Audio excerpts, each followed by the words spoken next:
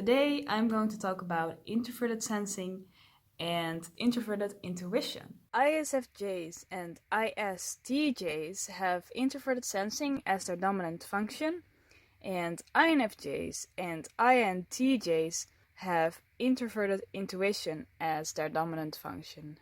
There's certain overlap, there's certain similarities between introverted sensing and introverted intuition, but there's also a lot of differences. So I'm just going to highlight those here. When it comes to ISFJs and ISTJs, I think they are very loyal people. They usually really care about kind of this feeling of community and really care about the people in their lives simply because it's familiar to them, and SI users really like the familiar, but it also makes them very kind of loyal people to the people they know.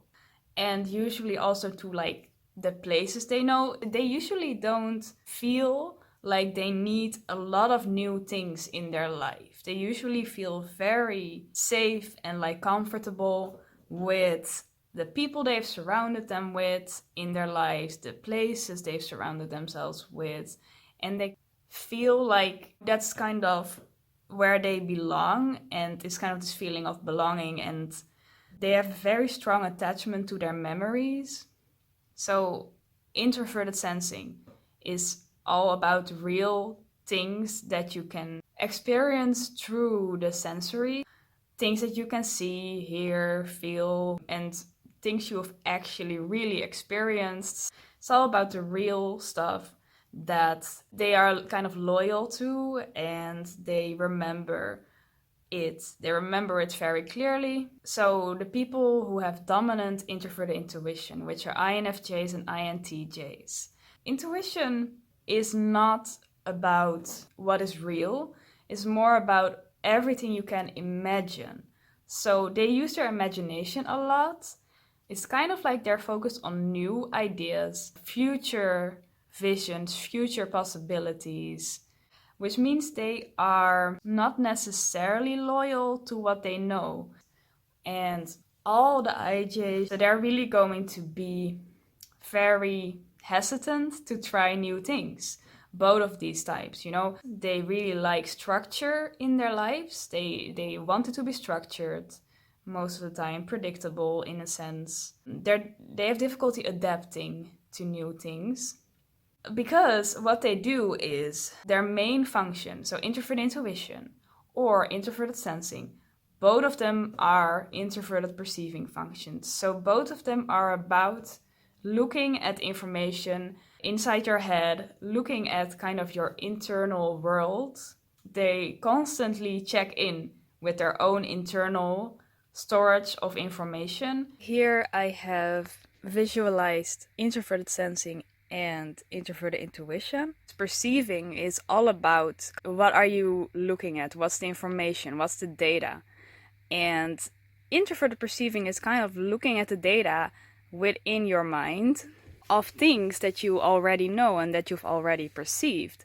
But while you are doing that, you can also reach new conclusions as well, or kind of connect this data with each other and stuff. So when it comes to introverted sensing, or SI, it's kind of this thing where you have this data that consists of, for example, memories or past experiences or facts or sensations, but it's mostly kind of based on either real memories, what have you actually experienced, and real facts and stuff like that, detailed memory, and then it gives you a solid foundation of memory and knowledge that you constantly check in with, and your mind kind of sifts through it in kind of a passive way. It's like you can direct your gaze, but you cannot control what it is that you see. So you can kind of direct what's going on, but whenever you are perceiving, whether it is introverted or extroverted perceiving, whether it's intuition or sensing, doesn't matter. Perceiving is always a bit chaotic.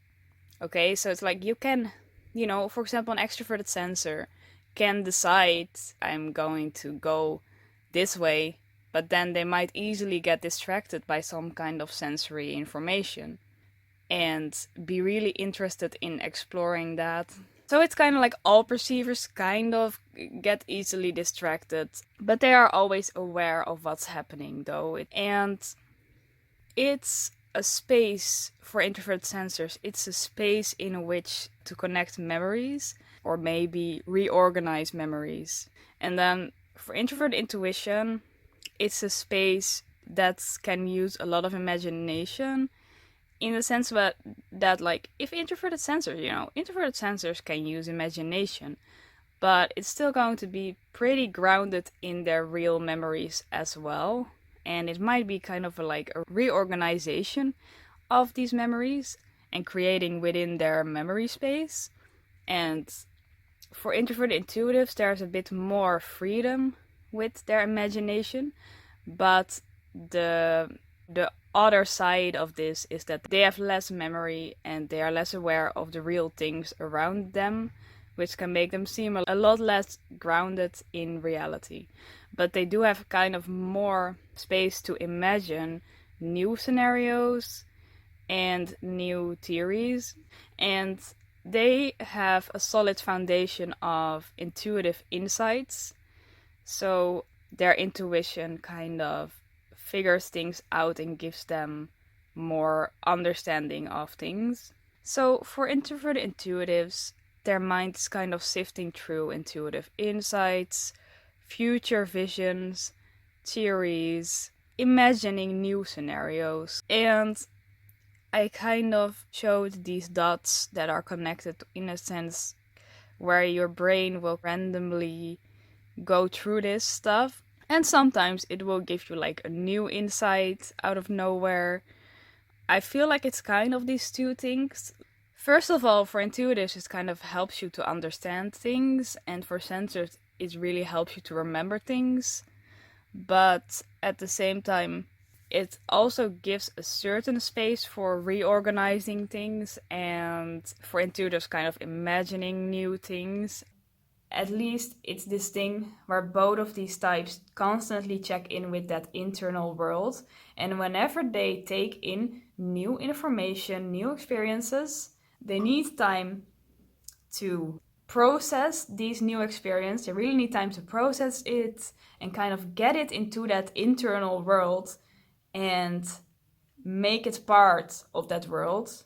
And intuitives might get to new visions, new intuitive conclusions, and introverted sensors will just kind of have it incorporated into their memories and their knowledge of the past, basically. And because they are constantly referencing their inner world, they're so much kind of looking inside of themselves for like, what did I experience earlier? What have I already perceived before?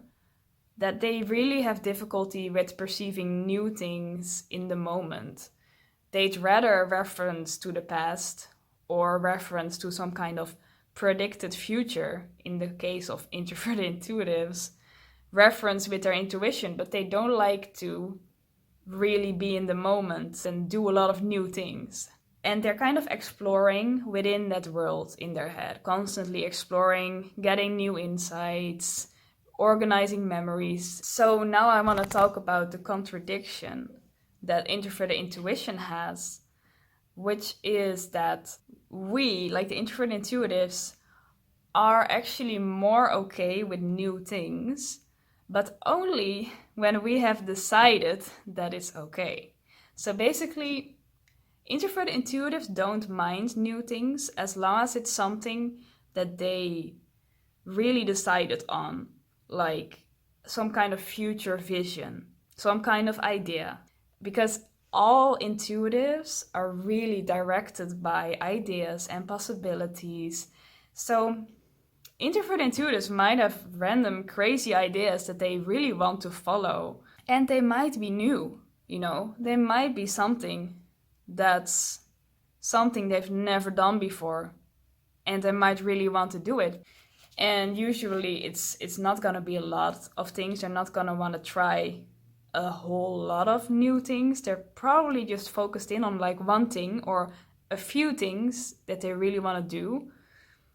But it's not chaotic as extroverted intuitives want to try a bunch of new things all the time. Introverted intuitives don't. They don't really like new things unless they personally decided that this is the thing that I want to do.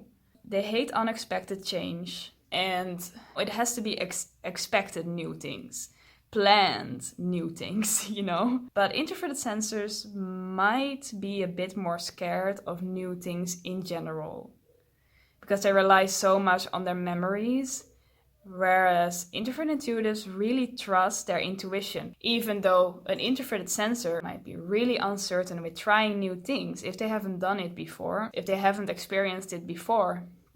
They're really experiential learners in a sense. They really reference their past, whereas introverted intuitives don't always really do that past referencing. They usually trust their intuition to guide them, to tell them what's possible and what's not. Introverted sensors have really difficulty trusting their intuition, which, makes sense because their intuition is also less well developed.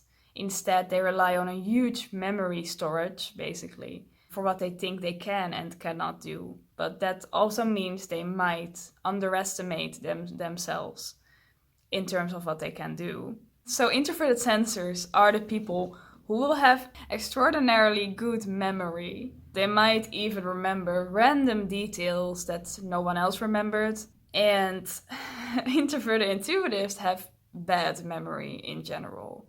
Because it's kind of like this thing where introverted sensors constantly retrace their memories over and over again, especially when there are significant memories. And I think that makes them also remember them better. Whereas there's this thing within introverted intuitives where they are a lot more future focused and a lot focused on ideas and less on memories, which kind of also means that they might experience something one moment and then I might never think about it again because they're kind of just like, well, the past is the past. Let's think about the future. What am I gonna do tomorrow? What am I gonna do next week? What am I gonna do next year? Kind of imagining possibilities. They also really have difficulty with not having any future goals. It's kind of like they want to work towards goals all the time. They want to have a certain, some kind of purpose, some kind of goal to work towards. And that kind of makes them very future focused all the time. And then whenever they're not thinking about the future, they might be thinking about something completely random and unrelated to their lives. For example, let me just think about the meaning of life for like 3 days straight, and not about what did I actually do yesterday. So that means that as a consequence, they forget things a lot. But like introverted sensors, for them, their real life and surroundings and memories, that's their world. So they constantly retrace it and remember. And it's also that sometimes introverted intuitives might remember kind of vaguely what happened, but that they'll just forget about the details of what happened. So introverted sensors will appreciate tradition a lot more than introverted intuitives. This is one of the key differences. Introverted sensors usually really personally attach themselves to their memories, which means that, for example, if they grew up with a certain tradition, it might be that really kind of became a part of them and it's really important to them and they never question it. They care more about kind of that personal attachment they have to this memory rather than whether the tradition made sense or not. They don't care that much about that. It's just like, we used to do this and that's part of my identity now and that's part of who I am, that's part of my world now. And for introverted intuitives, if their intuition tells them that a certain tradition doesn't make much sense. Because introverted intuition is focused a lot on the meaning behind things. So introverted intuitives will really want to question things all the time, and they might question traditions and want to think about why. Why are we doing this? What's the meaning of this? Why exactly are we doing this? And if it doesn't make sense to them, they might not really want to do it anymore. They might not care about those traditions. So that's also where introverted sensors and introverted intuitives can have some conflict kind of with each other, where the introverted sensors will kind of be like, I want to do this because we always did it that way. And then the introverted intuitive might be like, but it doesn't make any sense, we should change this.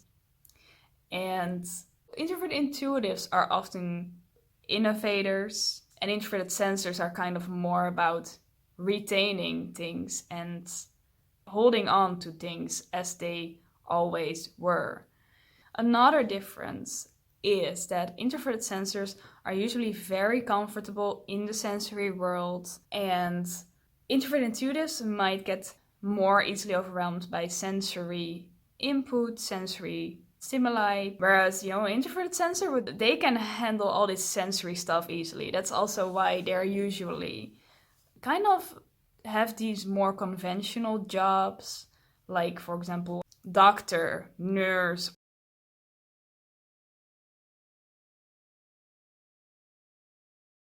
something like that. Whereas intuitives are more likely to, for example, get into things like science or art, because they kind of like to work more with their mind, mental stuff. And then the thing is that introverted sensors get more easily overwhelmed by mental challenges, or things like philosophy, for example. If they're asked to think about some kind of philosophical question, they would rather be focused on their daily life rather than figuring out this complex question that isn't relevant to their life. The key thing is that if it's not relevant to their own life, they have no motivation to do it usually. And INFJs and INTJs can get really lost in an idea so much that they're not grounded anymore into their own life. An INFJ and INTJ might even go as far as thinking like, why am I doing this practical task when it's not relevant to the idea I was thinking about? They're constantly looking for potential. They're constantly seeing how things could be better and kind of thinking like, oh, I could be a better version of myself, or my life could be better in this way, or the world could be better in this way. And introverted sensors are very connected with their environment. So, what Carl Jung said, I think there was a quote from him where, or was it? I gonna have to check that. But like that, you have to imagine it like this. The internal world of introverted sensors is a mirror of the real world. This is what Carl Jung said. Think about how different painters paint the same landscape differently. So it's kind of like an introverted sensor is kind of looking to that painting in their head, the mirror of their real life. But it doesn't look the same. It looks kind of colored to how they painted it, how they saw it, with their own personal meanings attached to it. So it's more like a mirror of their real life and sensory impressions. And for introverted intuitives, their internal world is not a mirror, rather it is concerned with not with what is, but what could be. Because introverted intuitives have more of a disconnection from items in general, objects, than introverted sensors. They can be very attached to certain objects because, especially when it had a certain personal meaning to them. And, some actual physical stuff, like objects, can actually provoke a very emotional reaction within them because it's connected to like an important memory or something they felt a long time ago, and that's connected to that object. And then they kind of make that association, so they can have very strong attachments to stuff. So those were some key differences between introverted sensing and introverted intuition, and I hope that made the difference a bit more clear. Thank you for watching, and I'll see you next time. Goodbye.